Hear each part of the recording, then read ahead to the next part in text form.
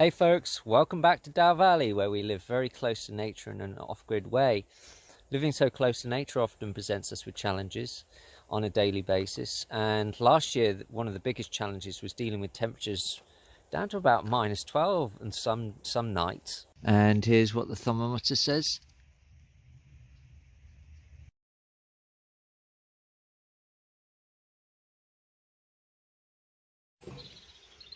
Frozen tea from last night. Everything frozen in ice. Olive oil, completely frozen. That was because it was very dry. This year we haven't seen temperatures anywhere near as low because it's also been very wet. The cloud has a tendency to insulate us from the cold weather, but with the wet weather it's brought us other challenges. The tendency of things to flood. We're living very close to a river. Also, it stopped us on the progress of our Superadobe build and the progress on converting this beautiful example of Portuguese stonework into a tiny house. I'm told by the locals that this building is at least 100 years old, and these traditional types of schist stone buildings, which we might also call slate, quite often in this area of Portugal just simply built on top of the bedrock, or maybe not even a foundation but maybe clay as well. And what they would have done years and years ago, they would have carved a section out of the hill and dug backwards and then laid the foundations of the wall, the keystones and the corners, on top of the bedrock, like here. And I'm told this building, when I first got this building, actually, I remember there being a lot of straw and hay in it, with beams going across the center of the building on the inside. And I think it was used to house goats in overnight in the lower part of the building, and the upper part of the building is where the people slept when they were looking after the land. Here's a view of the building on the opposite side. We have an upper entrance to the upper floor and an entrance to the ground floor. The floorboards in the inside of the building need replacing. The roof needs replacing. We've currently got a tarp on there just to keep things dry on the inside. And literally whenever it rains, just rains for a day, the next day it will be flooded in the basement of the building. So there's plenty of work to do to get this into habitable shape.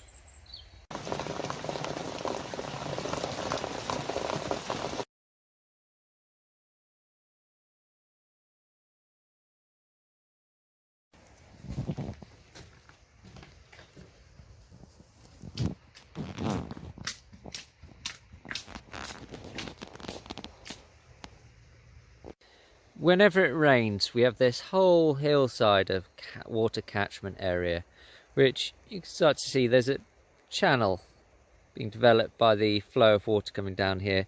You've got water cutting a little gully, and then it's leaving lots of kind of shale deposit here as it flows down, coming down the hill, running down in this direction, right for the corner of the building.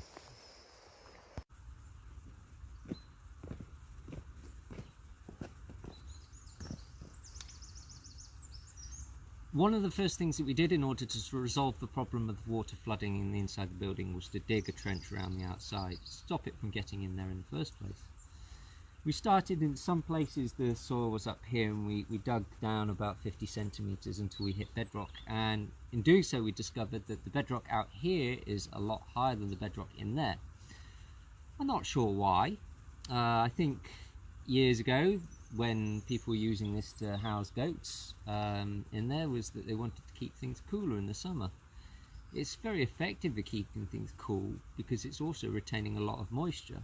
What they dug, I think they chipped away at the bedrock to create a kind of bowl that collects water, which isn't useful for us if we want to live in there. So my plan is to dig a drainage trench around the outside.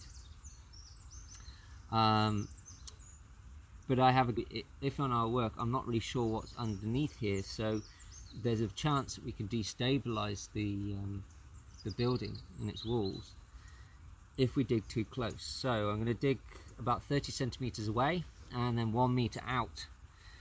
But doing that is very hard. This is it's clay soil with a lot of stones, and once we get to the bedrock it's even harder. I'm going to wait for a man with a machine to come along and help me out with that, and whilst I'm waiting I'm going to try and solve the problem. What happens with the water once it gets inside? One of the first things we tried to resolve the problem of the water flooding in the inside of the building was this thing called tanking, which is painting this waterproof cement onto the inside of the building, the ground layer and up the walls up to about 1.50 meters. It needed time to dry, and unfortunately there wasn't enough time to dry between painting it and the next rain. That flooded the building, and it was, even though the water was coming in, it was able to get out because it didn't have time to dry. It was getting out very slowly, and as it leaked out, it also took some of the oil-based paints with it. From this viewpoint, just outside of the lower entrance of the building, you can see the effects of the evidence of water flowing out. This is just a trail of rocky debris and also clay that pooled here when there was a lot of rain. Along with it was these paint-based oils that came from the tanking, and I'm really not sure about the toxicity or the impact on the environment of these chemicals, particularly because this is our water well over here just behind the olive tree. So I'm concerned with the risk of contamination as well. So I've decided not to continue with the tanking, but one couple of the benefits that it's provided is that it's clearly demonstrated where the water is. Down here we've got this patch is still wet, and then we've got the water line up to like slightly coloured, clay coloured.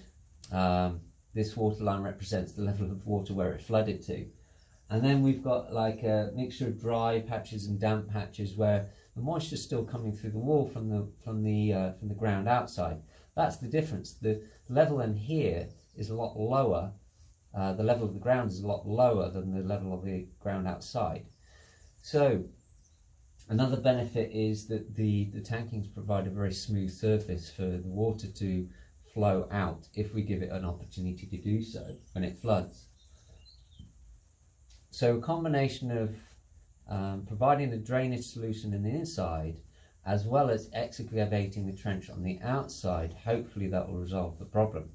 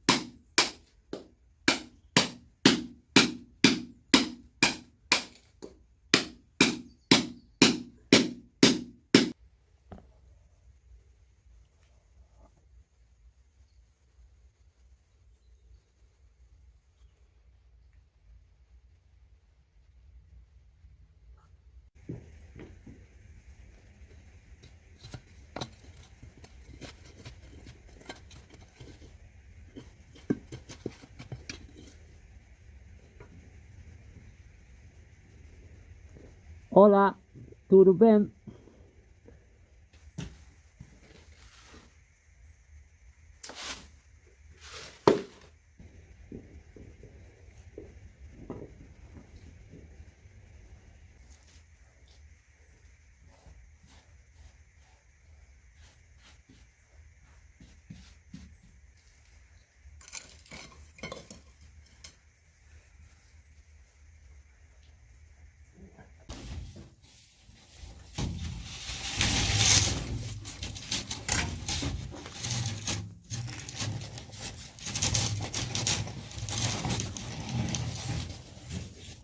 I'm using the areas of the flooring where the moisture still being held, indicated by the dampest marks, as a guideline of where to put the drainage pipe, because those damp marks indicates the lowest point on the floor.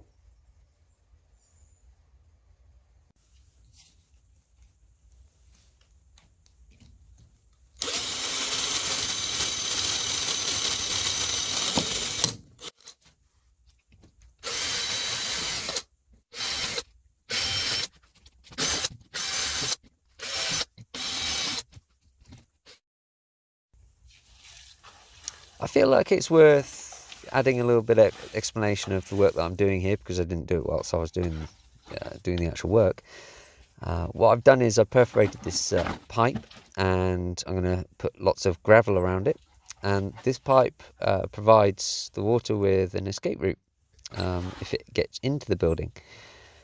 And it's a technique that we use all the time in Superadobe building, and it works perfectly fine. Indeed, it's been a couple of weeks since recording and doing this work. The work's been completed, and we've had a couple of days of rainfall, and it's working.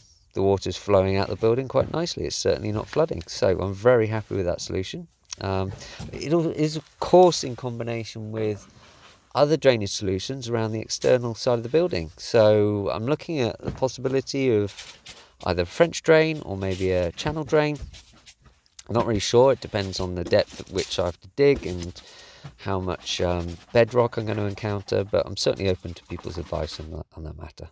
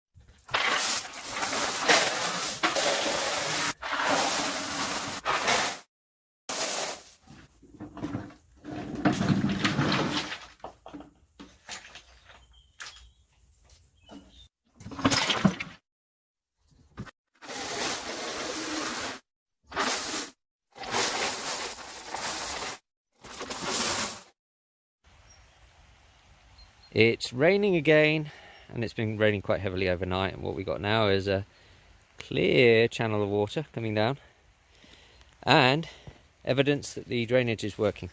There's quite a nice flow coming from the lower edge of the building. You see the trickle coming through, but it poses one question: where is it coming from? How's the water getting into the building? We can see new watermarks. I think the watermark closest to the gravel and the drainage pipe is from under the ground outside. But then these two over here, interesting. The top mark of the watermark up here and here is 40 centimeters above the ground level outside. So it's indicating maybe there's, maybe but unlikely coming through that hole, but yeah, it's an indication that there's also a problem up on the roof where water's getting in.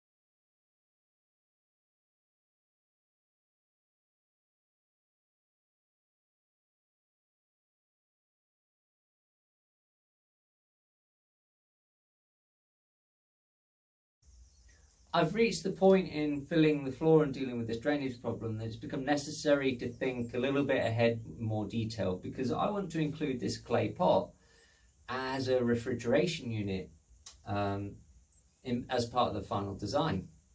And it needs to be sunken into the floor in order to be effective. So the question is, where do I put it? I'm thinking people will walk past the doorway here. Over there is the kitchen area. Behind over here is the living area. This is the ideal place to include something like this.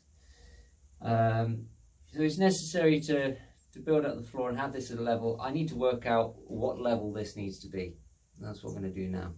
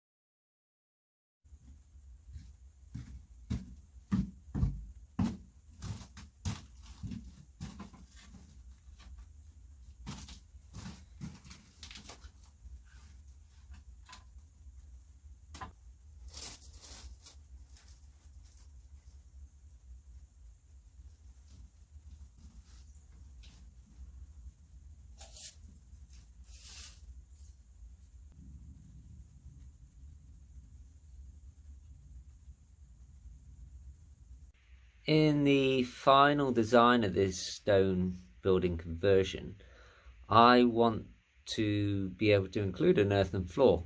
That's a minimum of 20 centimeters. So I'm using this step to the inside of the basement of the building as a guideline as to how high to raise this floor with the drainage material. And this is roughly, it's about 40 centimeters off the ground at the moment. So that's at least 20 centimeters of extra drainage material. Time to find some big rocks.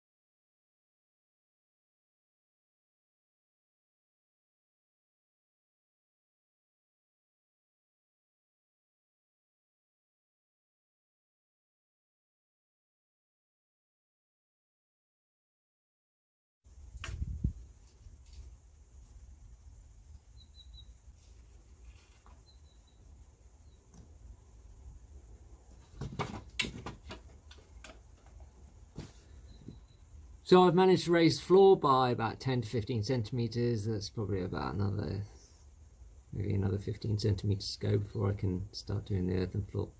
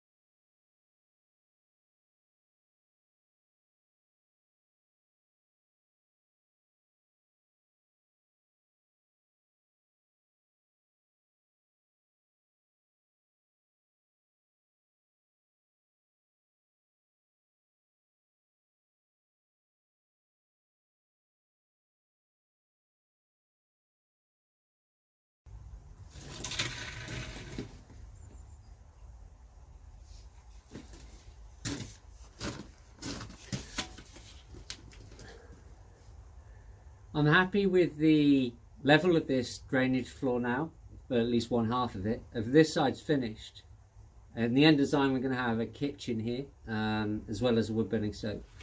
And then on the other side is going to be a living space, but I want this to be on a raised platform. So halfway down here I'm going to place some Superadobe bag. You could use brick, you could use stone to create like a little retaining wall, and then enables you to have a raised platform. But I'm going to use what I have, which is an abundance of earth on the land and also Superadobe bags left over from Superadobe project.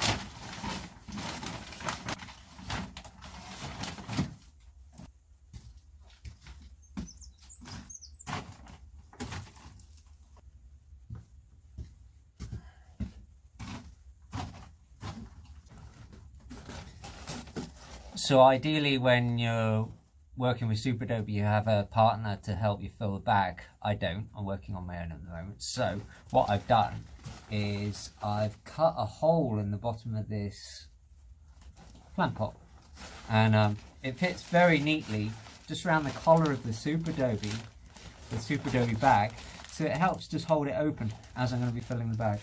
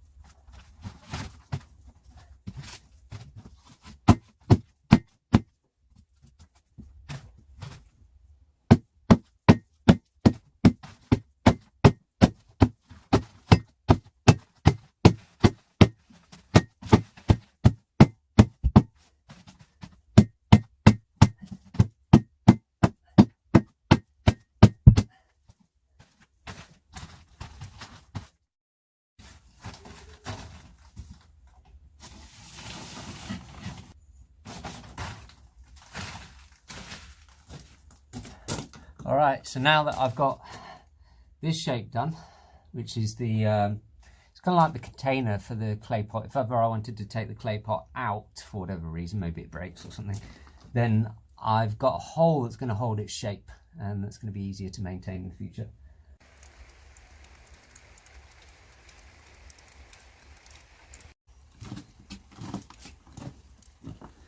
I've leveled out this part of the building with gravel and put more rocks onto it. This is going to be the elevated section over here. It's going to be like a lounge area. And I'm going to create the border for that using more Superadobe bag.